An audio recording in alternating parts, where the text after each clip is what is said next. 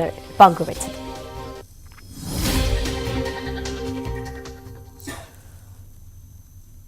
ഛത്തീസ്ഗഡിലെ സുക്മയിൽ മാവോയിസ്റ്റ് ആക്രമണത്തിൽ വീരമൃത്യു വരിച്ച CRPF ജവാൻ ആർ വിഷ്ണുവിന് നാടിന്റെ അന്ത്യാഞ്ജലി. തിരുവനന്തപുരം നന്ദിയോട് പൊട്ടൻചെറിയുടെ വീട്ടിൽ പൊതുദർശനത്തിന് വെച്ച മൃതദേഹത്തിൽ നൂറുകണക്കിന് പേർ അന്ത്യാഞ്ജലി അർപ്പിച്ചു.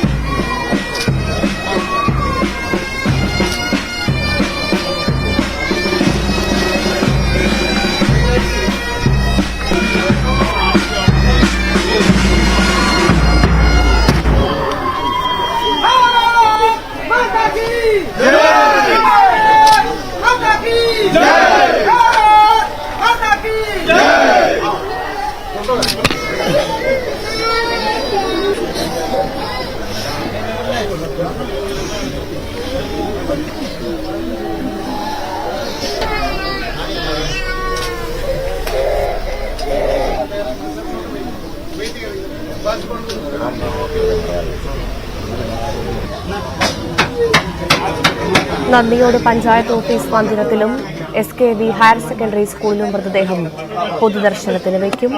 ഉച്ചയ്ക്കാണ് സംസ്കാര ചടങ്ങുകൾ നടക്കുക എന്നാണ് മനസ്സിലാക്കുന്നത്. കഴിഞ്ഞ ദിവസമാണ് ഛത്തീസ്ഗഡിലെ മാവോയിസ്റ്റ് ആക്രമണത്തിൽ തിരുവനന്തപുരം സ്വദേശിയായ ജവാൻ വീരമൃത്യു വരിച്ചത്.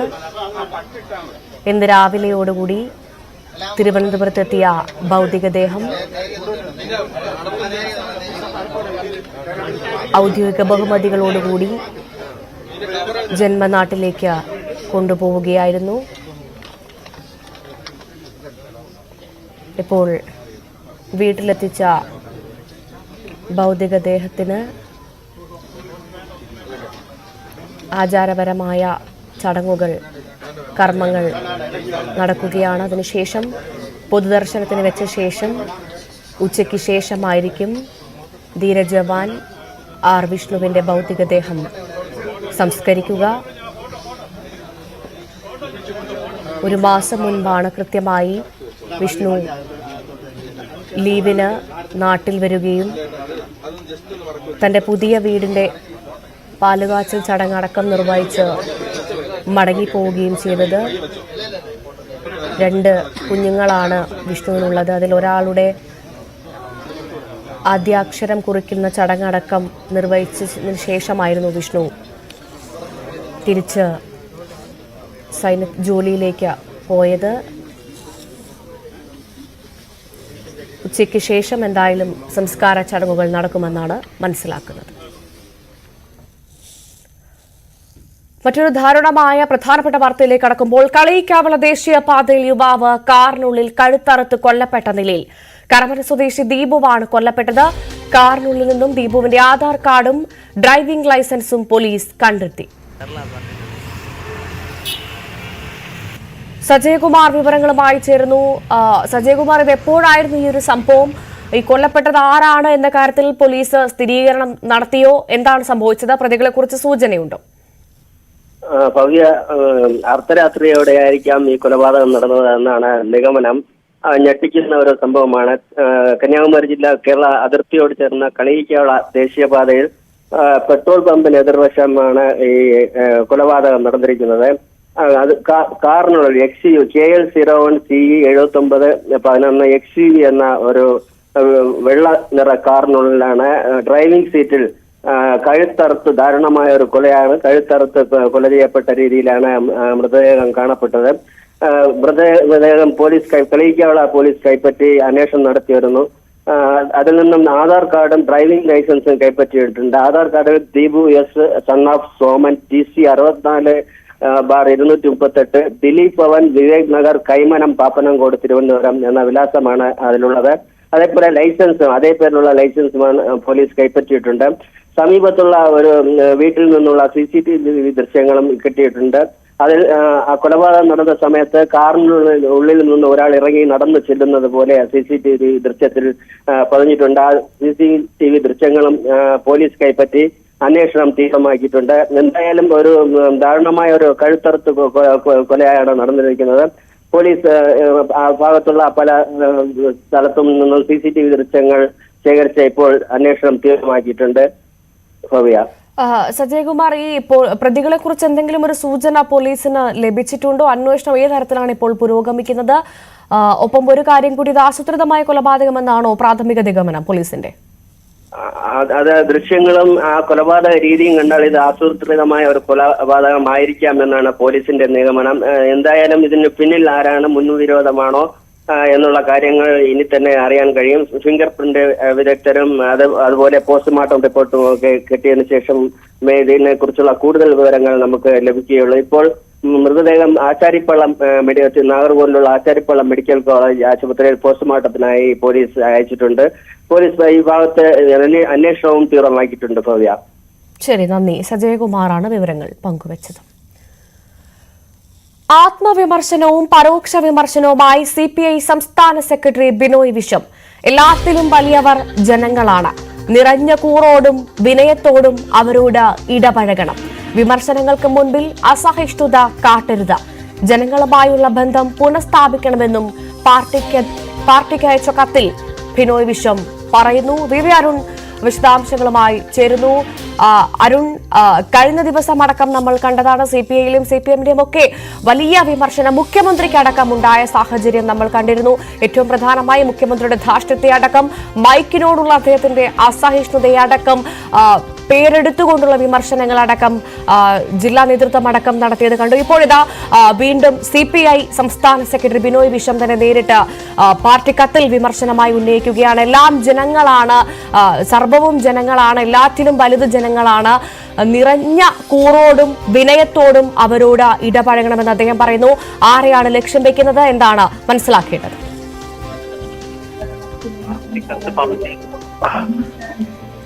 CPI മുഖമാസികയായ നവയുഗത്തിൽ party അംഗങ്ങൾക്കുള്ള party കത്തിലാണ് Binoy Viswam ഇത്തരം സ്വയവിമർശനം, അതുപോലെ തന്നെ പരോക്ഷമായി മുഖ്യമന്ത്രിക്കെതിരെയുള്ള വിമർശനം തോന്നിക്കുന്ന തരത്തിലുള്ള പരാമർശങ്ങൾ നടത്തിയിരിക്കുന്നത്. ഒരു തോൽവിയും വിജയവും ഒന്നിന്റെ അവസാനമുണ്ട്. പക്ഷേ ജനങ്ങളോട് ഏറ്റവും കൂറോടുകൂടി, എല്ലാത്തിനും വലിയവർ ജനങ്ങളാണ്, അവർ തിരിച്ചറിഞ്ഞുകൊണ്ട് ജനങ്ങളോട് നിറഞ്ഞ കൂറോടും വിനയത്തോടും കൂടി ഇടപഴകണം. വിമർശനങ്ങൾക്ക് മുന്നിൽ അസഹിഷ്ണുത കാട്ടരുത്. ജനങ്ങളുമായുള്ള ബന്ധം പുനഃസ്ഥാപിക്കണമെന്നും പാർട്ടി കത്തിൽ ബിനോയ് വിശ്വം പറയുന്നുണ്ട്. നമുക്കറിയാം, തെരഞ്ഞെടുപ്പ് അവലോകനം, തെരഞ്ഞെടുപ്പ് വിലയിരുത്തലുകൾ CPMന്റെയും CPIയുടെയും നേതൃയോഗങ്ങൾ തുടരുകയാണ്. അവിടെയെല്ലാം മുഖ്യമന്ത്രിക്കെതിരെ വലിയ വിമർശനം ഉയർന്നു വരുന്നുണ്ട്. മൈക്കിനോട് പോലും മുഖ്യമന്ത്രി അസഹിഷ്ണുത കാട്ടുന്നു. നേതാക്കൾ പലരും അത്തരത്തിൽ അസഹിഷ്ണുത കാട്ടുന്നുണ്ട്. അതുകൊണ്ട് തന്നെ അത്തരം വിമർശനങ്ങൾ ഉയരുമ്പോഴാണ് ഈ ബിനോയ് വിശ്വവും നേതാക്കളുടെ അസഹിഷ്ണുത ചൂണ്ടിക്കാട്ടി ഈ ഒരു വിമർശന രൂപത്തിൽ ഈ പാർട്ടി കത്തിലും ഉൾപ്പെടുത്തിയിട്ടുള്ളത്. അതുപോലെ തന്നെ സ്വയം വിമർശനവും നടത്തുന്നുണ്ട്. പാർട്ടി ജനങ്ങളിൽ നകന്നുപോയോ, അല്ലെങ്കിൽ ജനങ്ങളുമായുള്ള പഴയ ബന്ധം ഇടതുപക്ഷത്തിന് ഇപ്പോഴും ഉണ്ടോ എന്ന ചോദ്യവും CPIയുടെ സംസ്ഥാന സെക്രട്ടറി ഈ പാർട്ടി കത്തിൽ ചോദിക്കുന്നുണ്ട്. ശരി, നന്ദി. വി അരുണാണ് വിവരങ്ങൾ പങ്കുവച്ചത്. കമ്മിറ്റികളിൽ മുഖ്യമന്ത്രിക്കും ഭരണത്തിനുമെതിരെ ഉയരുന്ന വിമർശനങ്ങൾക്കൊപ്പം മുന്നണി കൺവീനർ EP ജയരാജനെതിരെയും ശക്തമായ നീക്കമാണ് CPMൽ നടക്കുന്നത്. BJP നേതാക്കളെ കണ്ടത് വോട്ടെടുപ്പ് ദിവസം സ്ഥിരീകരിച്ച EPയുടെ നടപടി തോൽവിയുടെ കാരണങ്ങളിൽ ഒന്നായാണ് ജില്ലാ കമ്മിറ്റികളിൽ വിമർശിക്കപ്പെടുന്നത്. ഇക്കാര്യത്തിൽ ഗൌരവമായ പരിശോധന ഉണ്ടാകുമെന്ന് സംസ്ഥാന സെക്രട്ടറി MP ഗോവിന്ദനും വ്യക്തമാക്കി കഴിഞ്ഞു. കഴിഞ്ഞ നിയമസഭാ തെരഞ്ഞെടുപ്പിൽ സീറ്റ് നിഷേധിക്കപ്പെട്ടതോടെ പാർട്ടിയുമായും പിണറായിയുമായും തെറ്റിയ EP ജയരാജനെതിരെ CPMൽ നീക്കം കൂടുതൽ ശക്തമാവുകയാണ്. പാർട്ടി കമ്മിറ്റികളിലും മുന്നണി യോഗങ്ങളിലും നിന്ന് വിട്ടുനിന്ന ജയരാജൻ അടുത്തിടെയാണ് വീണ്ടും സജീവമായത്. കണ്ണൂരിലെ റിസോർട്ടുമായി ബന്ധപ്പെട്ടുള്ള ആരോപണം നേരത്തെ സംസ്ഥാന സമിതിയിൽ ഉന്നയിച്ച P ജയരാജൻ ഇപ്പോഴും അത് മറന്നിട്ടില്ല. തെരഞ്ഞെടുപ്പ് ഫലം വിലയിരുത്താൻ ചേർന്ന സംസ്ഥാന സമിതി യോഗത്തിലും തന്റെ പരാതി അവഗണിച്ചതിലെ അതൃപ്തി P ജയരാജൻ വ്യക്തമാക്കിയിരുന്നു. പ്രകാശ് ജാവ്ദേക്കറുമായുള്ള കൂടിക്കാഴ്ചയിലും EPയെ കണക്കറ്റ് വിമർശിച്ച P ജയരാജൻ പാർട്ടിക്കുള്ളിലെ തന്റെ ശത്രുവിനെ വെറുതെ വിടാൻ തയ്യാറല്ലെന്ന് വ്യക്തമാക്കി. കൺവീനർ സ്ഥാനത്ത് നിന്ന് EP ജയരാജൻ മാറിയാൽ പകരം പരിഗണിക്കപ്പെടാൻ ഇടയുള്ള നേതാക്കളുടെ പിന്തുണയും ഈ നീക്കങ്ങൾക്ക് പിന്നിൽ ഉണ്ടെന്നാണ് സൂചന. മുന്നണി കൺവീനർക്കെതിരെ ഘടകകക്ഷികളിൽ അതൃപ്തി ഉണ്ടെന്നതും ഇവർ ആയുധമാകുന്നു. മുഖ്യമന്ത്രി മാറേണ്ട കാര്യമില്ല എന്ന് തീർത്തു പറയുന്ന പാർട്ടി സെക്രട്ടറി EP ജയരാജന്റെ കാര്യത്തിൽ അത്തരമൊരു ഉറപ്പിന് തയ്യാറാകുന്നില്ല എന്നതും ശ്രദ്ധേയമാണ്. ന്യൂസ് 18 തിരുവനന്തപുരം. തിരിച്ചെത്താം മറ്റ് പ്രധാന വാർത്തകളിലേക്ക് ഇടവേളയ്ക്ക് ശേഷം.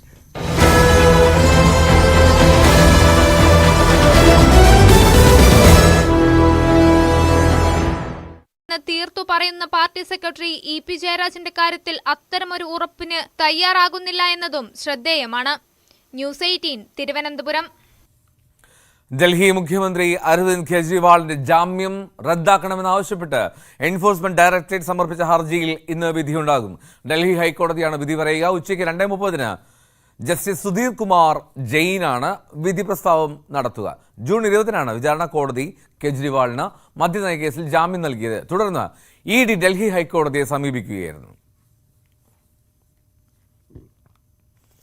ആത്മവിമർശനവും പരോക്ഷ വിമർശനവുമായി CPI സംസ്ഥാന സെക്രട്ടറി ബിനോയ് വിശ്വം.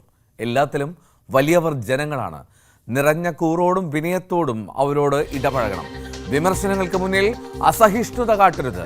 ജനങ്ങളുമായുള്ള ബന്ധം പുനഃസ്ഥാപിക്കണമെന്നും പാർട്ടി കത്തിൽ ബിനോയ് വിശ്വം സൂചിപ്പിക്കുന്നു. വിവരങ്ങളുമായി VV അരുൺ, ഇപ്പോൾ ഇത്തരമൊരു ആത്മവിമർശനം ഒപ്പം പരോക്ഷ വിമർശനം രണ്ടുമുണ്ട്.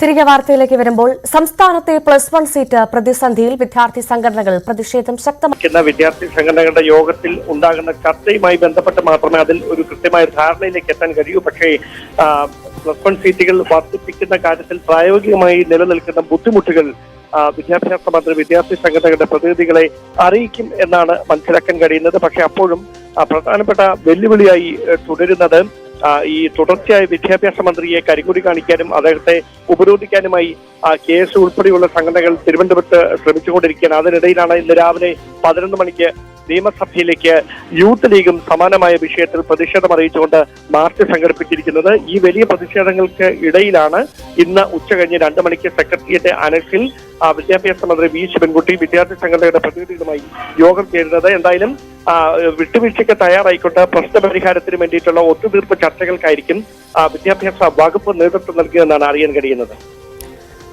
ഓക്കെ ഡാൻ, ഒരു കാര്യം കൂടി പ്രധാനമായും ഇന്ന് KSU സംസ്ഥാന വ്യാപകമായി വിദ്യാഭ്യാസ ബന്ദിന് ആഹ്വാനം ചെയ്തിട്ടുണ്ട്. അത് ഏതു തരത്തിലാണ് പുരോഗമിക്കുന്നത്? എല്ലാ സ്കൂളുകളും പഠിപ്പ് മുടക്കിന് ആഹ്വാനം ചെയ്തിട്ടുണ്ടോ KSU? സ്വാഭാവികമായി സംസ്ഥാന വ്യാപകമായ പ്രതിഷേധമാണ് കഴിഞ്ഞ ദിവസം മുതൽ തന്നെ KSU ഈ വിഷയത്തിൽ ആരംഭിച്ചിരിക്കുന്നത്.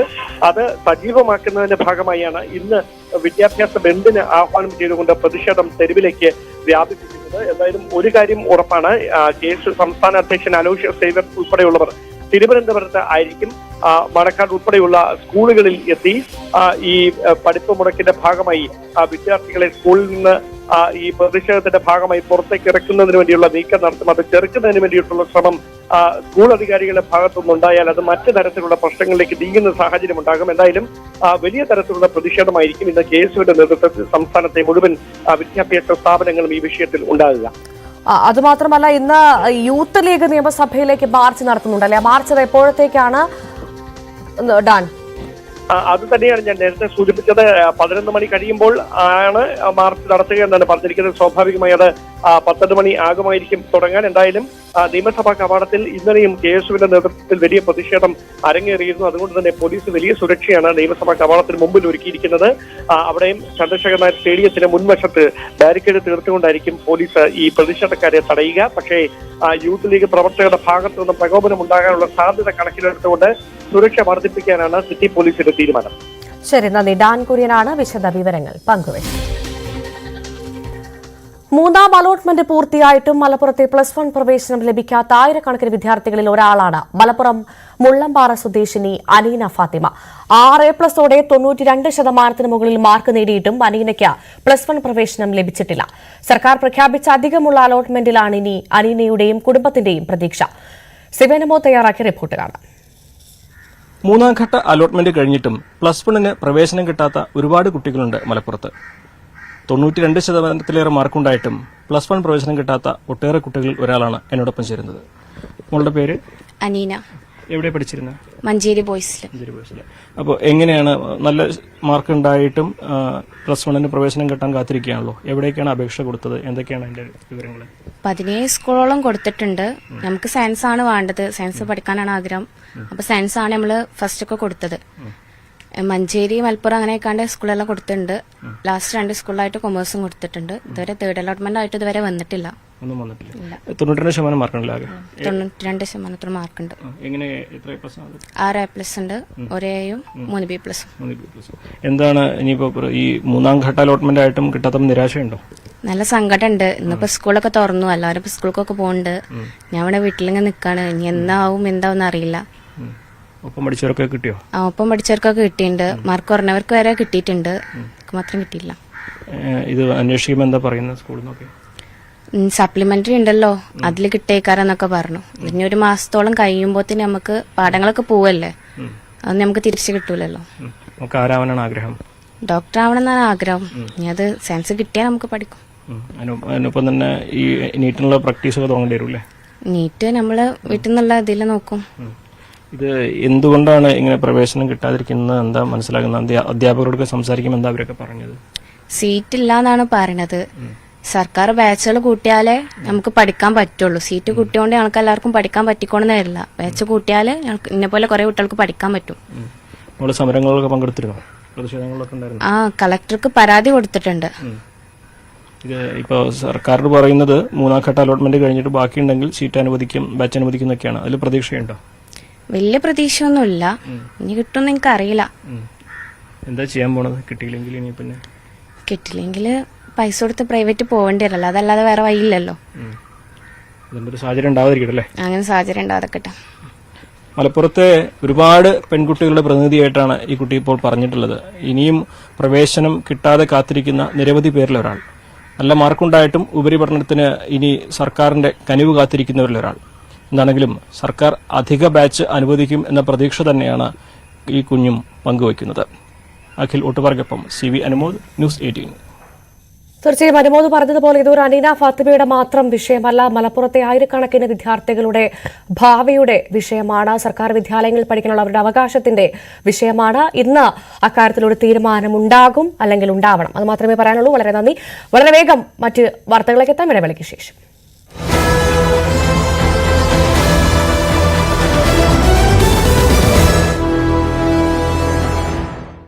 അതെന്തായിരുന്നു വിശദാംശങ്ങൾ?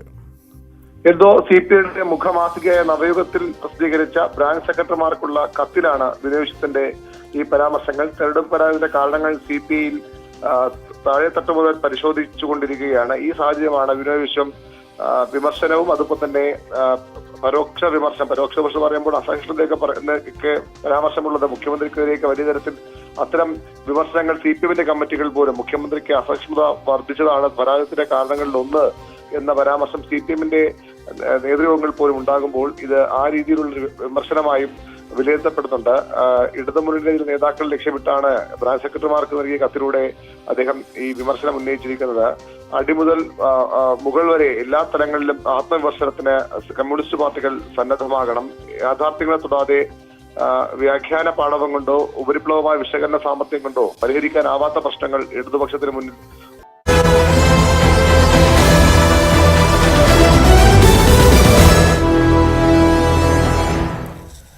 മറ്റൊരു പ്രധാനപ്പെട്ട വാർത്തയിലേക്ക് വരുമ്പോൾ അമിത വേഗതയിൽ വീണ്ടും അപകടമുണ്ടാക്കി കല്ലട ബസ്. കർണാടകയിലെ ഗുണ്ടൽപേട്ടിൽ വെച്ചാണ് മലയാളിയുടെ പിക്കപ്പ് വാഹനം കല്ലട ബസ് ഇടിച്ച് തെറിപ്പിച്ചത്. ഗുണ്ടൽപേട്ട് ചെക്ക് പോസ്റ്റിൽ നിർത്തിയിട്ടിരിക്കുന്ന കൊച്ചിയിലെ ആൽഫ ഒമേഗ സ്ഥാപനത്തിന്റെ വാഹനത്തിലാണ് ബസ് ഇടിച്ചത്. അപകടത്തിൽ ഡ്രൈവർ ഉൾപ്പെടെ 2 മലയാളികൾക്ക് പരിക്ക്.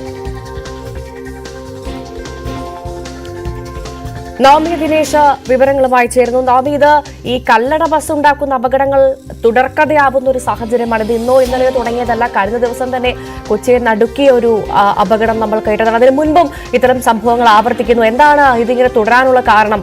ഇതിന് മാത്രമൊക്കെ കല്ലട ബസിന്റെ ആളുകൾക്ക് എവിടുന്നാണ് ഇത്രമാത്രം ധൈര്യം കിട്ടുന്നത്?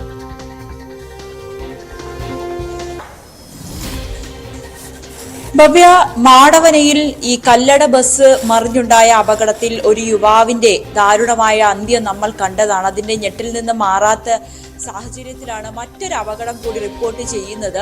സമാനമായ രീതിയിൽ, അതായത് ഈ കല്ലട ബസ് തന്നെ അമിത വേഗതയിലെത്തി ഇടിച്ചു തെറിപ്പിച്ചത് ഒരു പിക്കപ്പിനെയാണ്. അതിൽ 3 യാത്രക്കാരുണ്ട്. പിക്കപ്പ് ഡ്രൈവർ ഉൾപ്പെടെ 3 പേരുണ്ടായിരുന്നു. പക്ഷെ അവർക്ക് തലനാരിഴയ്ക്കാണ് അവർ വലിയൊരു അപകടത്തിൽ നിന്നും രക്ഷപ്പെട്ടത്. നമുക്ക് ആ ദൃശ്യങ്ങൾ കാണുമ്പോൾ തന്നെ അറിയാം എത്രമാത്രം ആഘാതത്തിലാണ് ഈ കല്ലട ബസ് ഇവരെ ചെന്നിടിച്ചതെന്ന്. ഈ കൊച്ചിയിൽ തന്നെ പ്രവർത്തിക്കുന്ന ആൽഫ ഒമേഗ എന്ന സ്ഥാപനത്തിലെ ജീവനക്കാരാണ്. ഡ്രൈവർ അടക്കം 3 പേരായിരുന്നു. അവർ എറണാകുളത്ത് കൊച്ചിയിൽ നിന്ന് മൈസൂരിലേക്ക് സാധനങ്ങൾ കൊണ്ടുപോയതിനു ശേഷം 24-ാം തീയതി തിരിച്ചു വരുന്ന സമയത്തായിരുന്നു ഈ ഒരു അപകടം ഉണ്ടായത്. ഗുണ്ടൽപേട്ട് ചെക്ക് പോസ്റ്റിൽ നിർത്തിയിട്ടിരിക്കുന്ന വണ്ടി, അതായത് ചെക്ക് പോസ്റ്റിൽ ചെക്കിങ്ങിനായി നിർത്തിയിട്ടിരിക്കുന്ന വണ്ടിയിലേക്കാണ് കല്ലട ബസ് അമിത വേഗതയിലെത്തി ഈ പിക്കപ്പിനെ ഇടിച്ചു തെറിപ്പിച്ചത്.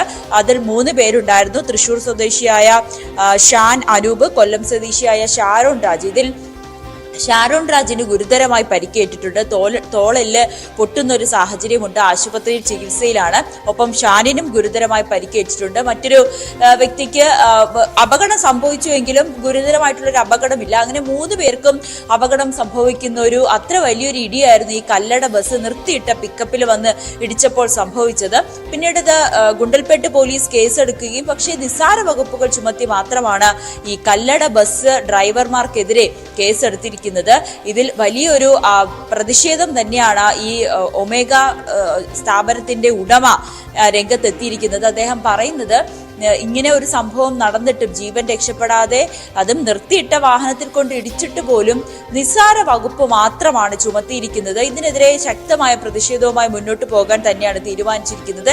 എന്തായാലും തമിഴ്നാട് പോലീസ് ഇതിനെ കർശനമായ നടപടി സ്വീകരിച്ചില്ല എങ്കിൽ കേരളത്തിലും പരാതി നൽകും, എറണാകുളത്തും പരാതി നൽകുമെന്നാണ് ഉടമ വ്യക്തമാക്കിയിരിക്കുന്നത്.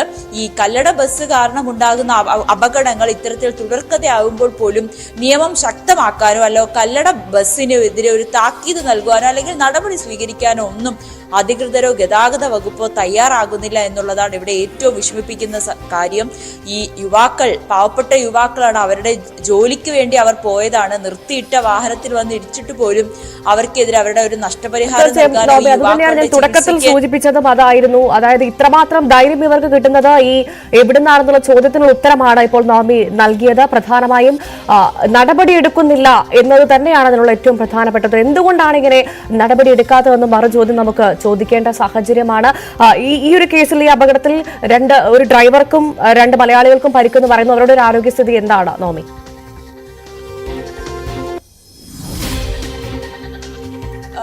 3 പേരും ഈ സ്ഥാപനത്തിന്റെ തന്നെ ജീവനക്കാരാണ്. ഒരാൾ ഡ്രൈവറും മറ്റ് ജീവനക്കാരും, ഈ സാധനങ്ങളുമായി കൊണ്ടുപോകുന്ന മറ്റ് ജീവനക്കാരുമായിരുന്നു.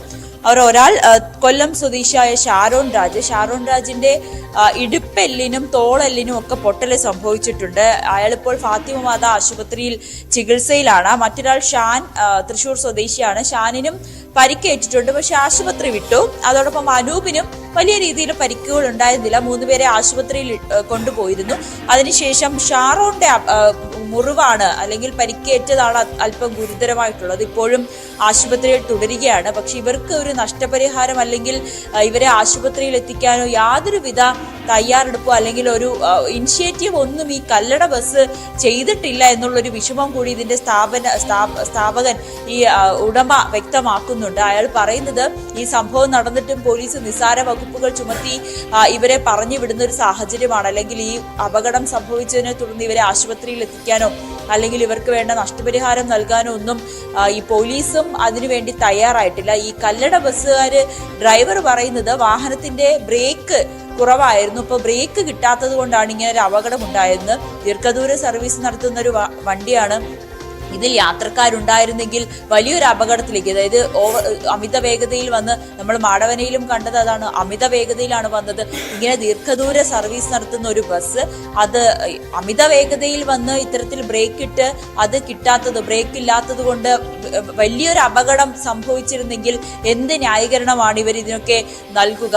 ഈ അപകടങ്ങൾ ഒന്നും തന്നെ ഇല്ലെങ്കിൽ പോലും, ഗുരുതരമായിട്ടുള്ള അപകടങ്ങളൊന്നും ഇല്ലെങ്കിൽ പോലും ഈ യുവാക്കളുടെ ജീവൻ തന്നെ തലനാരിഴയ്ക്കാണ് രക്ഷപ്പെട്ടത്. ഭവ്യ. തീർച്ചയായും അത് തന്നെയാണ് സാഹചര്യം. സാധാരണക്കാരൻ കാണിക്കുന്ന ചെറിയൊരു തെറ്റിന് പോലും വലിയ പിഴ ഈടാക്കുന്ന അധികൃതർ ഈ ഒരു കാര്യത്തിൽ ഇത്ര വലിയ ഒരു സർവീസിന്, വലിയ ദീർഘദൂര സർവീസിന്, അതും അമിത വേഗതയിൽ തുടർച്ചയായി ഉണ്ടാക്കുന്ന അപകടങ്ങൾ ഉണ്ടാക്കുന്ന ഈ ബസ്സിന് നേരെ, ഈ സർവീസിന് നേരെ നടപടിയെടുക്കുന്നില്ല എന്നത് തീർത്തും ലജ്ജാകരം തന്നെയാണ്. നവമി ദിനേശാണ് വിവരങ്ങൾ പങ്കുവച്ചത്. മറ്റൊരു പ്രധാനപ്പെട്ട വാർത്തയിലേക്ക് കടക്കുന്നു. മോഷ്ടിച്ച ബൈക്കിൽ മാലമോഷണം നടത്തിയിരുന്ന 2 അംഗ സംഘം അറസ്റ്റിൽ. തിരുവനന്തപുരം നഗരത്തിലെ വിവിധ സ്റ്റേഷനുകളിലായി മാല പിടിച്ചുപറി കേസുകളിൽ ഉൾപ്പെട്ട സംഘമാണ് പിടിയിലായത്. കഴക്കൂട്ടം സ്വദേശികളായ അനന്തു, സുജിത് എന്നിവരെയാണ് തമിഴ്നാട് പോലീസിന്റെ സഹായത്തോടുകൂടി തിരുവനന്തപുരം സിറ്റി പോലീസ് കസ്റ്റഡിയിലെടുത്തത്.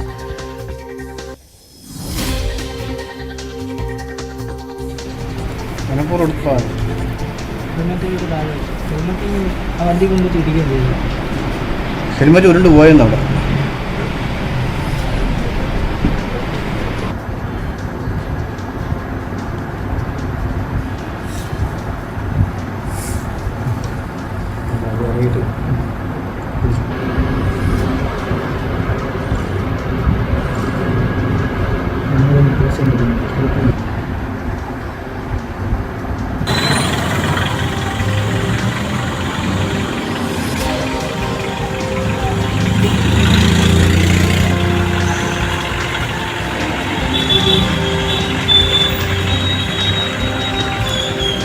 ഡാൻ കുര്യൻ വിവരങ്ങളുമായി ചേർന്നു. ഡാൻ, തീർച്ചയായും കേരള പോലീസിന് അഭിമാനിക്കാം. കാരണം നിരവധി മാല മോഷണ കേസുകളിലെ, പിടിച്ചുപറി കേസുകളിലെ പ്രതികളെയാണ് ഇപ്പോൾ പിടികൂടിയതെന്നാണ് മനസ്സിലാക്കുന്നത്.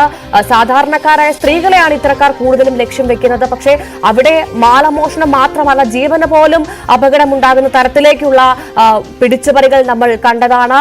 അതിന് ഒരു പൂട്ടിടാൻ പോലീസിന് സാധിച്ചു. ഇതെപ്പോഴായിരുന്നു ഈ പ്രതികളെ പിടികൂടിയത്? എവിടെ വെച്ചായിരുന്നു?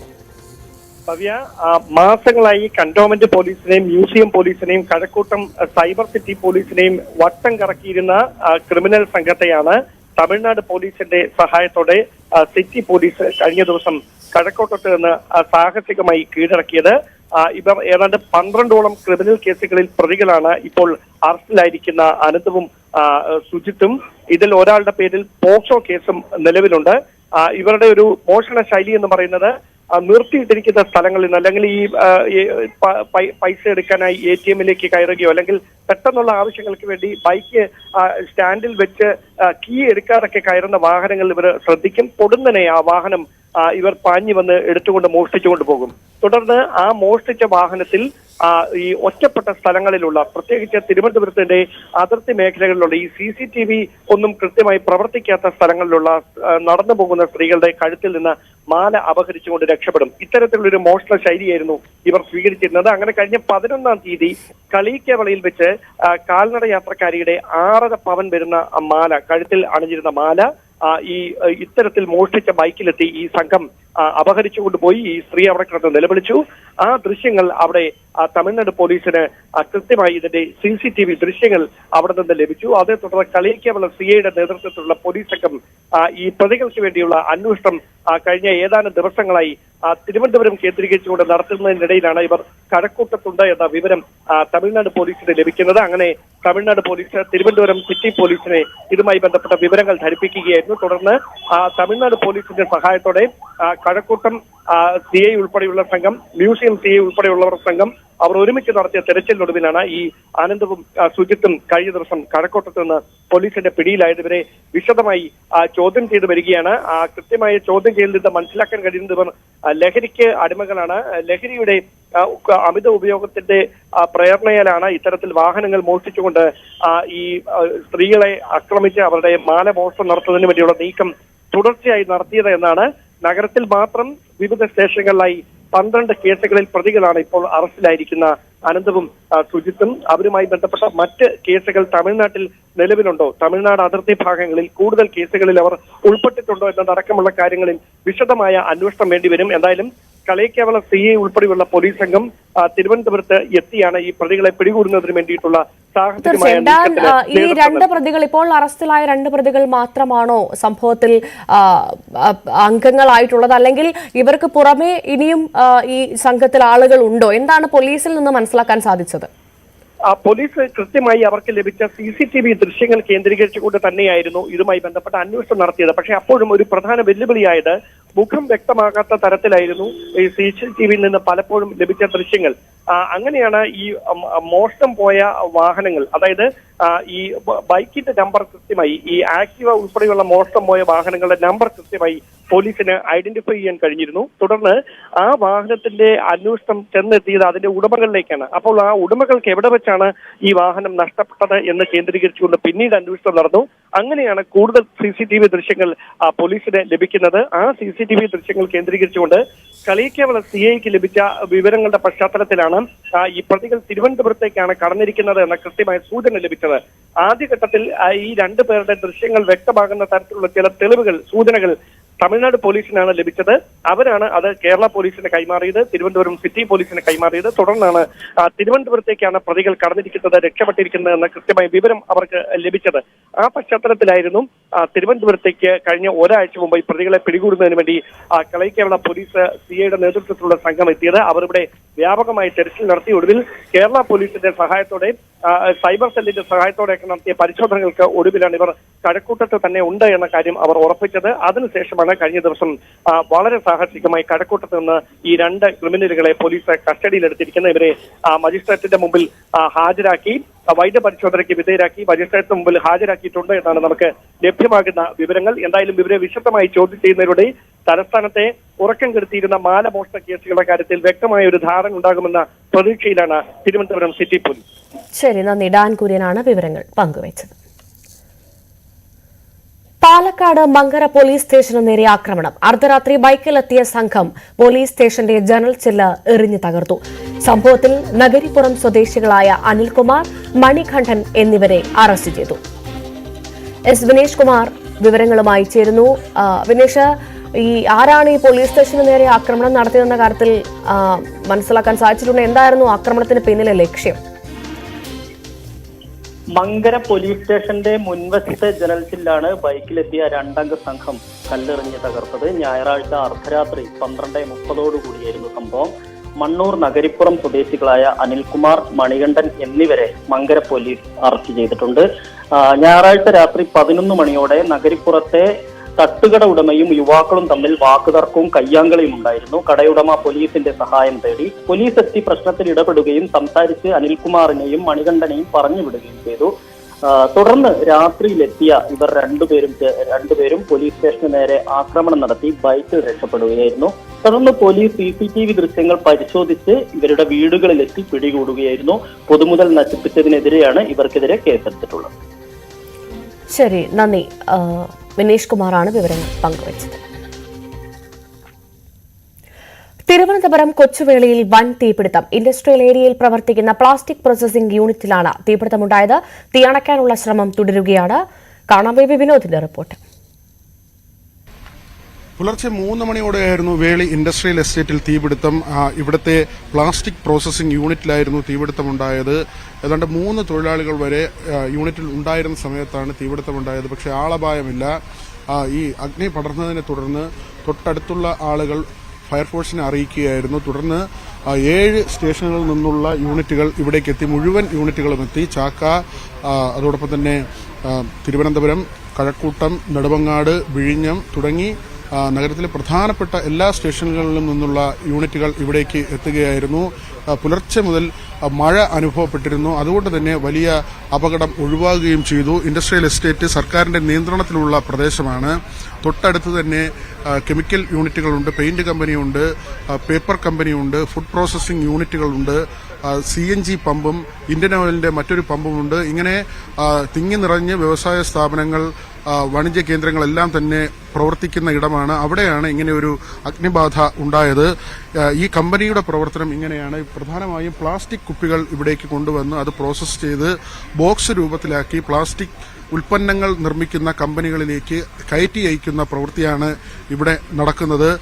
ഫയർഫോഴ്സ് ഉദ്യോഗസ്ഥർ വ്യക്തമാക്കുന്നത് ഇവിടെ ഈ പ്രാഥമികമായി തന്നെ അഗ്നി നിയന്ത്രണ വിധേയമാക്കേണ്ട സംവിധാനങ്ങൾ അത് ഒരുക്കിയിരുന്നില്ല എന്ന കാര്യമാണ്. നേരത്തെ തന്നെ നോട്ടീസ് നൽകിയിരുന്നതാണ് കമ്പനിക്ക്. പക്ഷേ അങ്ങനെ ഒരു കാര്യം ഇവിടെ പാലിക്കപ്പെട്ടിട്ടില്ല എന്ന കാര്യം ഫയർഫോഴ്സിന്റെ ഉദ്യോഗസ്ഥർ പറയുന്നുണ്ട്. 20ഓളം യൂണിറ്റ് വർക്ക് ചെയ്തു. അതുപോലെ തന്നെ നമുക്ക് വെള്ളം വീണ്ടും റീഫിൽ ചെയ്യുന്നതിന് വേണ്ടി ഇതിനകത്ത് ഈ ഒരു ഇൻഡസ്ട്രിയൽ ഏരിയയ്ക്ക് അകത്ത് വേറെ സംവിധാനങ്ങളൊന്നും തന്നെ ഇല്ല. വാട്ടർ സ്റ്റോറേജ് ഇല്ല. തൊട്ടടുത്തായിട്ട് AG&Bയുടെ ഫയർ ഫൈറ്റിംഗ് അവരുടെ സിസ്റ്റത്തിൽ നിന്നുള്ള വെള്ളം ഉപയോഗിച്ചാണ് നമ്മൾ റീഫിൽ ചെയ്ത് വീണ്ടും ഉപയോഗിച്ചുകൊണ്ടിരുന്നത്. പ്ലാസ്റ്റിക്കിൽ നമ്മൾ എത്രത്തോളം വെള്ളം ഉപയോഗിച്ച് കഴിഞ്ഞാലും അത് വീണ്ടും മെൽറ്റായി അതിൽ നിന്ന് വീണ്ടും ഫയർ വരുന്ന ഒരു ഇതുണ്ട്. ഇവിടെ പലവട്ടം ഇതിനെപ്പറ്റി വാൺ ചെയ്തതാണ്. നമ്മളെ fire fighting minimum fire fighting equipments പോലും ഇതിൻ്റെ അകത്തില്ല. ഫയർ എക്സ്റ്റിംഗ്വിഷേഴ്സ് ഇല്ല. അപ്പോൾ ഇതിനെപ്പറ്റിയെല്ലാം ഡെയിലി ഇവരുടെ അടുത്തെല്ലാം നമ്മൾ അവയർനെസ് കൊടുക്കുന്നതാണ്. നോട്ടീസ് കൊടുത്തിട്ടുണ്ട്. അവരെ സ്വീകരിക്കാം എന്ന് പറയുന്നതല്ലാതെ കറക്റ്റായിട്ടൊരു ആക്ഷൻ ഇതുവരെ എടുത്തിട്ടില്ല. നോർമൽ കേസിൽ ഇവിടെ ഒരു ഫയർ സിസ്റ്റം ഉണ്ടായിരുന്നെങ്കിൽ നമുക്ക് അവിടുത്തെ അതിൻ്റെ ഒരു സപ്പോർട്ടും കൂടെ ഉണ്ട്. അപ്പോൾ അതില്ല എന്ന് കണ്ടതുകൊണ്ട് നമ്മൾ ട്രിവാൻഡ്രത്തുള്ള എല്ലാ സ്റ്റേഷനുകളും അലർട്ടാക്കി അവർ നാട്ടുകാരും വലിയൊരു അപകടം ഒഴിവായതിന്റെ ആശ്വാസത്തിലാണ്. ഏതാണ്ട് 2 മണിക്കൂർ കൊണ്ട് പൂർണ്ണമായും തീ നിയന്ത്രണ വിധേയമാക്കി. എങ്കിലും പ്ലാസ്റ്റിക് ഉൽപ്പന്നങ്ങളായതുകൊണ്ട് തന്നെ ചില കേന്ദ്രങ്ങളിൽ നിന്ന് വീണ്ടും അഗ്നി ഉയരുന്നത് ശ്രദ്ധയിൽപ്പെട്ടു. തുടർന്ന് വീണ്ടും അഗ്നിശമന സേനാംഗങ്ങൾ ആ തീ കെടുത്തുന്ന പ്രവൃത്തിയിൽ ഏർപ്പെട്ടു. പൂർണ്ണമായും അഗ്നി കെടുത്തുന്നതുവരെ സേനയുടെ സാന്നിധ്യമുണ്ടായിരുന്നു. വലിയൊരു അപകടം ഒഴിവായതിന്റെ ആശ്വാസത്തിലാണ് പ്രദേശവാസികളും. സി വിനോദിനൊപ്പം വി വിനോദ്, ന്യൂസ് 18 തിരുവനന്തപുരം. ഇനി ദേശീയ വാർത്തകളിലേക്ക് വരുമ്പോൾ ഡൽഹി മുഖ്യമന്ത്രി അരവിന്ദ് കെജ്രിവാളിന്റെ ജാമ്യം റദ്ദാക്കണമെന്ന് ആവശ്യപ്പെട്ട് എൻഫോഴ്സ്മെന്റ് ഡയറക്ടറേറ്റ് സമർപ്പിച്ച ഹർജിയിൽ വിധി ഇന്ന്. ഡൽഹി ഹൈക്കോടതിയാണ് വിധി പറയുക. ഉച്ചയ്ക്ക് 2:30 ജസ്റ്റിസ് സുധീർ കുമാർ ജെയിനാണ് വിധി പ്രസ്താവം നടത്തുന്നത്. ജൂൺ 20 വിചാരണ കോടതി കെജ്രിവാളിന് മദ്യനയ കേസിൽ ജാമ്യം അനുവദിച്ചത്. തുടർന്ന് ED നൽകിയ ഹൈക്കോടതിയെ സമീപിക്കുകയായിരുന്നു. ലോക്സഭയിൽ MP-മാരുടെ സത്യപ്രതിജ്ഞ ഇന്നും തുടരും. 262 MP-മാരാണ് ഇന്നലെ ചുമതലയേറ്റത്. രാഹുൽ ഗാന്ധി അടക്കമുള്ള MP-മാർ ഇന്ന് സത്യപ്രതിജ്ഞ ചെയ്യും. നാളെയാണ് സ്പീക്കർ തെരഞ്ഞെടുപ്പ്. വീണ്ടും നമ്മൾ കേരളത്തിലെ വാർത്തകളിലേക്ക് എത്തുമ്പോൾ തിരുവനന്തപുരം മീനാങ്കൽ ജനവാസ മേഖലയിൽ കാട്ടാനക്കൂട്ടം. ഇന്ന് പുലർച്ചെയാണ് കാട്ടാന ഇറങ്ങിയത്. 3 ആനകളാണ് ജനവാസ മേഖലയിൽ ഇറങ്ങിയത്. വനം വകുപ്പും നാട്ടുകാരും ചേർന്ന് ഏറെ പണിപ്പെട്ടാണ് കാട്ടാനകളെ കാടുകയറ്റിയത്. ഇത്ര തന്നെയാണ്. അവിടെ നിന്ന് പറഞ്ഞോ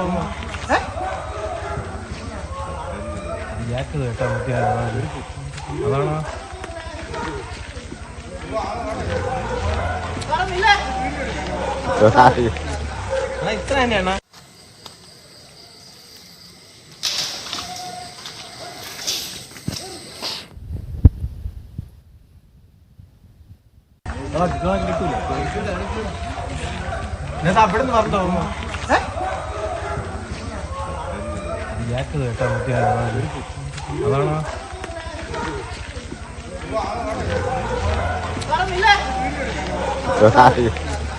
ഇത്ര തന്നെയാണ്.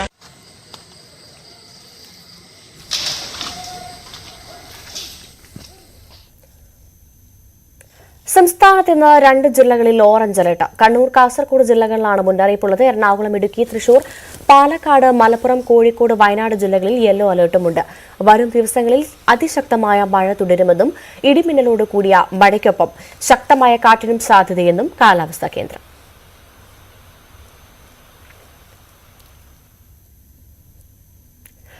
ഇടുക്കിയിൽ റവന്യൂ വകുപ്പ് സ്റ്റോപ്പ് മെമ്മോ നൽകിയ കെട്ടിടത്തിൽ CPIയുടെ ഓഫീസ് പ്രവർത്തനം ആരംഭിച്ചു. പുറമ്പോക്ക് ഭൂമിയിലെ നിർമ്മാണം എന്ന് കണ്ടെത്തി സ്റ്റോപ്പ് മെമ്മോ നൽകിയ കെട്ടിടത്തിലാണ് പാർട്ടി ഓഫീസ് പ്രവർത്തിക്കുന്നത്. കയ്യേറ്റ ഭൂമിയെന്ന് അറിയില്ലെന്നും വാടകയ്ക്കെടുത്ത മുറിയാണെന്നും CPIയുടെ വിശദീകരണം. Idukki Koottar CPI local committee ഓഫീസാണ് പുറമ്പോക്ക് ഭൂമിയിൽ നിർമ്മിച്ച കെട്ടിടത്തിൽ പ്രവർത്തനം ആരംഭിച്ചിരിക്കുന്നത്. കരുണാപുരം വില്ലേജിൽ സർവേ നമ്പർ 61/1 ഉൾപ്പെടുന്ന ഭൂമിയിൽ 10 വർഷം മുൻപാണ് കെട്ടിടം നിർമ്മാണം ആരംഭിച്ചത്. SNDP കൂട്ടാർ ശാഖായോഗം നിർമ്മിച്ച കെട്ടിടത്തിന്റെ മുൻഭാഗം റോഡ് പുറമ്പോക്കും പുറകുവശം തോട് പുറമ്പോക്കുമാണ്. ഇതോടെ റവന്യൂ വകുപ്പ് സ്റ്റോപ്പ് മെമ്മോ നൽകുകയായിരുന്നു.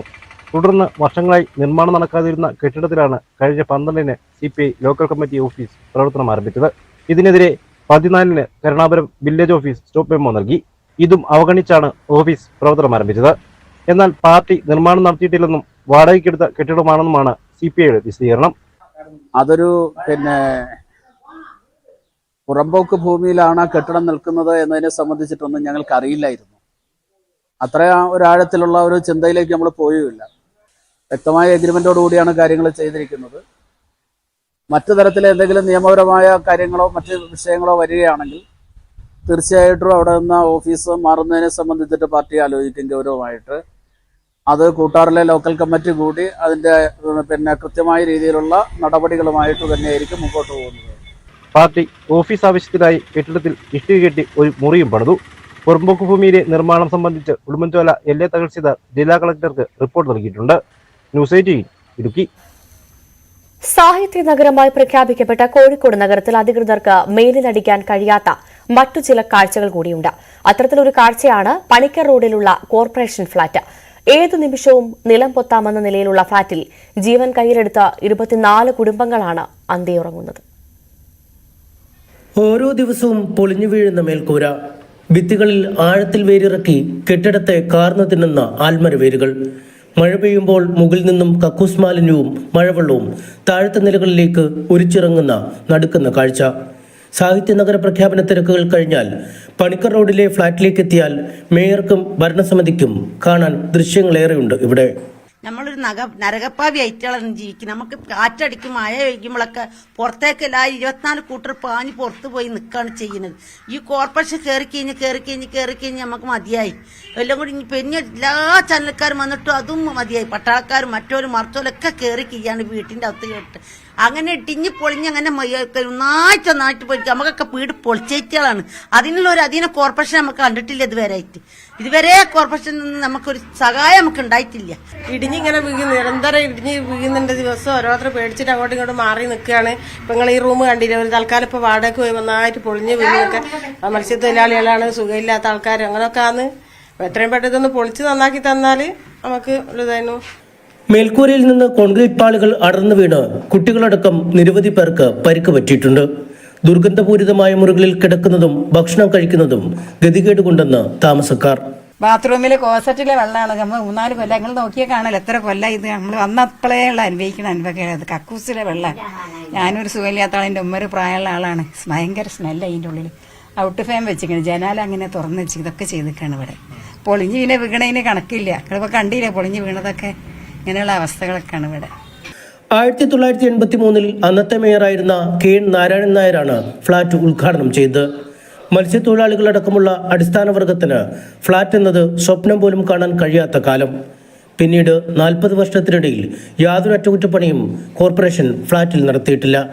പരാതിയുമായി എത്തിയാൽ ഒഴിഞ്ഞു പോകാനാവും ആവശ്യം. കണ്ടില്ല അവസ്ഥ കണ്ടില്ല നിങ്ങൾ.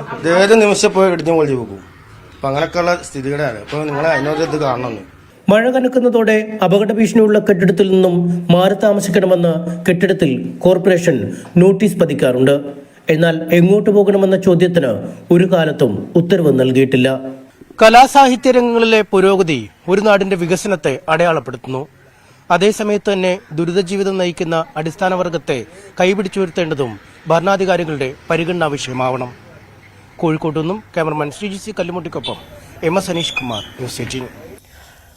എയർ ഇന്ത്യ കൈയൊഴിഞ്ഞു. ജീവിതം വഴിമുട്ടി പ്രവാസി നമ്പി രാജേഷിന്റെ ഭാര്യയും പിഞ്ചുമക്കളും. എയർ ഇന്ത്യ തന്നെയാണ് ഭർത്താവിന്റെ മരണത്തിന് ഉത്തരവാദിയെന്ന് നമ്പി രാജേഷിന്റെ ഭാര്യ അമൃത പ്രതികരിച്ചു. എയർ ഇന്ത്യയുടെ നടപടിയെ നിയമപരമായി നേരിടും. പ്രവാസിയായ നമ്പി രാജേഷിന്റെ മരണത്തിൽ നഷ്ടപരിഹാരം നൽകില്ലെന്ന് എയർ ഇന്ത്യ വൈകിട്ട് കുടുംബത്തെ അറിയിച്ചിരുന്നു. മരണത്തിന് ഉത്തരവാദി എയർ ഇന്ത്യ അല്ലെന്നായിരുന്നു വിശദീകരണം. മെയ് 8-9 തീയതികളിലായിരുന്നു എയർ ഇന്ത്യയിലെ ക്യാബിൻ ക്രൂകൾ പ്രതീക്ഷിത സമരം, സിക്ക് ലീവ് റിപ്പോർട്ടുകൾ സമരം നടത്തിയത്. നമുക്കറിയാം, വലിയ ബുദ്ധിമുട്ട് നിരവധി ആളുകൾക്ക്, യാത്രക്കാർക്ക്, അത് വിദ്യാർത്ഥികൾക്കും ജോലിയുള്ളവർക്കും കുടുംബങ്ങൾക്കൊക്കെ ഉണ്ട്. പക്ഷേ ഏറ്റവും പരിഹരിക്കാൻ കഴിയാത്ത നഷ്ടമുണ്ടായത് ഇവിടെ ഈ കരമനയിലുള്ള അമൃതയ്ക്കും കുട്ടികൾക്കുമാണ്. അമൃതയുടെ ഭർത്താവ് രാജേഷ് ഈ സമയത്ത് ഹൃദയ സംബന്ധമായ അസുഖമാണ്, ചികിത്സയിലായിരുന്നു. പിന്നീട് അദ്ദേഹത്തിന്റെ രോഗം മൂർച്ഛിക്കുകയും അമൃത അവിടെ പോകാൻ നിൽക്കുകയായിരുന്നു. പക്ഷേ ഈ സമരം കാണാൻ അവർക്ക് പോകാൻ കഴിയില്ല. എന്താണ് ഇപ്പോൾ എയർ ഇന്ത്യയുടെ ഒരു മറുപടി വന്നിരിക്കുന്നത്? അപ്പം അതിലവർ പറയുന്നതെന്ന് വെച്ചാൽ ഞങ്ങൾക്കിതൊന്നും ചെയ്യാനില്ല, ഞങ്ങളെ ഉത്തരവാദികളല്ല, ഞങ്ങൾക്ക് വേറെ ഒന്നും കോമ്പൻസേഷനൊന്നും തരാൻ പറ്റത്തില്ല എന്ന രീതിയിലാണ് അവർ പറയുന്നത്. 8-ാം തീയതി ടിക്കറ്റും അവർ 9-ാം തീയതി മാറ്റി തന്നു. 9-ാം തീയതി അവർ വേറെ ഞങ്ങൾക്ക് എയർലൈനിൽ സീറ്റ് നോക്കി, പക്ഷേ കിട്ടിയില്ല. പിന്നെ അതുകൊണ്ടാണ് അത് അവരുടെ ഭാഗത്തുള്ള തെറ്റല്ല, സീറ്റ് ഇല്ലാത്തത് കൊണ്ടാണ്. പിന്നെ ഈ റീഫണ്ട് 30 days ആണ് പറയുന്നത്. ടിക്കറ്റ് തുക മാത്രം. ടിക്കറ്റ് തുക, പക്ഷെ അത് ഫുള്ളും തന്നില്ല. അതിന് 300 ചില്ലറ രൂപ കുറച്ചിട്ടാണ് തന്നത്. അതും 30 days ടൈം ഉണ്ട്. പിന്നെ നിങ്ങൾ ഏജൻസി വഴി ബുക്ക് ചെയ്തുകൊണ്ടാണ് ഇത്ര ഡിലേ ആയത്. അങ്ങനെ അവരെ ഭാഗം ന്യായീകരിച്ചാണ് പറയുന്നത്. അപ്പോൾ നഷ്ടമായത് എനിക്കും എൻ്റെ മക്കൾക്ക് മാത്രമാണ്. ഞങ്ങളുടെ വീട്ടിലെ കുടുംബത്തിലെ ഏക ഒരു വരുമാനം എൻ്റെ ഭർത്താവായിരുന്നു. ഞങ്ങൾക്ക് ആശ്രയമല്ല. ഞങ്ങൾ സാധാ ഒരു മിഡിൽ ക്ലാസ് ഫാമിലിയാണ്. വാടക വീടാണ്. ഞാൻ പഠിക്കുകയാണ്. എനിക്ക് വേറെ വരുമാനമില്ല. എൻ്റെ മക്കൾ കുഞ്ഞു മക്കൾ എന്താണെന്നോലും അറിവായിട്ടില്ല. ഇപ്പം സത്യം പറഞ്ഞാൽ അടുത്ത ദിവസത്തെ ചിലവിന് പോലും കാശില്ലാത്ത രീതിയിലാണ് ഞാനിപ്പോൾ ഇരിക്കുന്നത്. എന്ത് ചെയ്യണമെന്ന് പോലും അറിയത്തില്ല. വേറെ ഒരു മാർഗ്ഗവും ഇല്ലാതെ മുന്നേ ആകെ ഒരു പ്രതീക്ഷയിലുണ്ടായിരുന്നു. എന്തായാലും ഭർത്താവ് വരത്തില്ല, എന്നാലും എന്തെങ്കിലും ഒരു തുക കിട്ടിയിരുന്നെങ്കിൽ എനിക്കും എൻ്റെ മക്കൾക്കും ജീവിക്കാനുള്ള എന്തെങ്കിലും കിട്ടുമെന്ന് പ്രതീക്ഷിച്ചു. ഇപ്പം ആ പ്രതീക്ഷയില്ല. കുട്ടികൾ സത്യം പറഞ്ഞാൽ സ്കൂൾ പോലും ഫീസ് അടച്ചില്ല ഇതുവരെ. അങ്ങനെയാണ് ഇരിക്കുന്നത്. ഇതും കൂടെ കേട്ടപ്പോൾ സത്യം ഞെട്ടിപ്പോയി. അവർ പെട്ടെന്ന് ഒരു കൈ ഒഴിഞ്ഞു. ഒരു മനുഷ്യത്വം പോലും ഇല്ല. അതൊരു ജീവൻ ഇവർക്ക് വിലയില്ല. ആ രീതിയിലാണ് അവർ കൈവിട്ടത്. ഞാൻ പറയാം എന്തായാലും എയർ ഇന്ത്യയാണ് ഇതിന് കാരണം. എയർ ഇന്ത്യ കാരണമാണ് എൻ്റെ ഭർത്താവ് മരിച്ചത്. ഞാൻ അവിടെ കറക്റ്റ് സമയത്ത് പോയിരുന്നു. എൻ്റെ ഒരു സാന്നിധ്യം അദ്ദേഹം ഒത്തിരി ആഗ്രഹിച്ചിരുന്നു. അങ്ങനെ എത്താൻ പറ്റില്ലെങ്കിൽ ഇന്നേരം മരിക്കത്തില്ലായിരുന്നു. പൂർണ്ണമായും കൈയൊഴിഞ്ഞിരിക്കുന്നു എയർ ഇന്ത്യ. അത് തന്നെയാണ് ഏറ്റവും പ്രധാനപ്പെട്ട കാര്യം.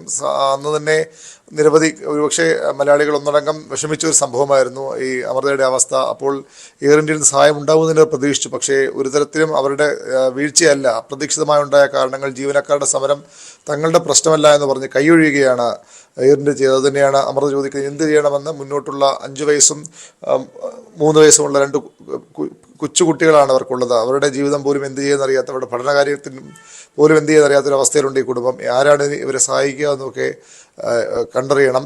ഗവർണർ, മുഖ്യമന്ത്രി, പ്രതിപക്ഷ നേതാവ് തുടങ്ങിയ എല്ലാ തലങ്ങളിലുള്ള ആളുകൾക്കും അവർ പരാതി നൽകിയിട്ടുണ്ട്. സഹായം ലഭിക്കുന്ന പ്രതീക്ഷിക്കുന്നു. പക്ഷേ ഇപ്പോൾ എയർ ഇന്ത്യയാണ് പ്രധാനമായും നഷ്ടപരിഹാരം നൽകേണ്ടത്. പക്ഷെ അവർ പൂർണ്ണമായും കൈയൊഴിഞ്ഞിരിക്കുന്നതിന് മറ്റു വഴികൾ തന്നെയാണ്, മറ്റു പ്രതീക്ഷകൾ തന്നെയാണ് അവർക്ക് ബാക്കിയുള്ളത്. വിദേശ വായ്പാ സഹായത്തോടെ കുടിവെള്ള വിതരണം സ്വകാര്യ ഏജൻസികളെ ഏൽപ്പിക്കാനുള്ള ജല അതോറിറ്റിയുടെ നീക്കത്തിനെതിരെ ഇടത് ട്രേഡ് യൂണിയനുകൾ. പദ്ധതി ജനദ്രോഹപരവും ഇടതു നയങ്ങൾക്ക് എതിരുമാണെന്ന് AITUC ആരോപിച്ചു. സർക്കാർ വിഹിതത്തിനൊപ്പം ADB വായ്പയിലുള്ള വൻകിട പദ്ധതിക്ക് 21% അധിക തുകയോടെ സംസ്ഥാനതല എംവേർഡ് കമ്മിറ്റി നിലവിൽ അനുമതി നൽകിയിട്ടുണ്ട്. തിരുവനന്തപുരം, കൊച്ചി നഗരങ്ങളാണ് നിലവിൽ പദ്ധതിയുടെ പരിഗണനയിലുള്ളത്. ഇതിൽ കൊച്ചി നഗരത്തിലെ കുടിവെള്ള വിതരണത്തിന് ഫ്രഞ്ച് കമ്പനിയുമായുള്ള വാട്ടർ അതോറിറ്റിയുടെ കരാർ അന്തിമഘട്ടത്തിലാണ്.